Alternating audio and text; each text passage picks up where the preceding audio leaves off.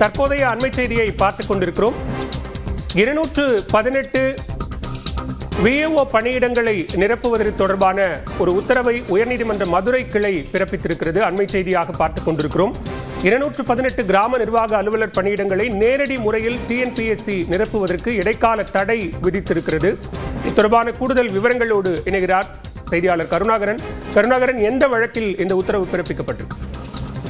பாலவேல், அதாவது தற்பொழுது பணியில் உள்ள கிராம நிர்வாக அலுவலர்கள் 218 பேர் தங்களுக்கு மாவட்ட ரீதியில் கலந்தாய்வு நடத்திய பிறகு அதன் பிறகுதான் நேரடி முறையில் இந்த 218 விஓக்களுக்கு பணியிட நேரடியாக டிஎன்பிசி மூலம் விண்ணப்பம் கோர வேண்டும். அதுவரை இதற்கு கலந்தாய்வு நடந்த பிறகு இந்த நேரடி மூலம் நியமனத்திற்கு அனுமதிக்க வேண்டும் என்று மனு தாக்கல் செய்திருந்தனர். இந்த மனு நீதிபதி குமரேஷ் பாபு முன்பு விசாரணைக்கு வந்தது.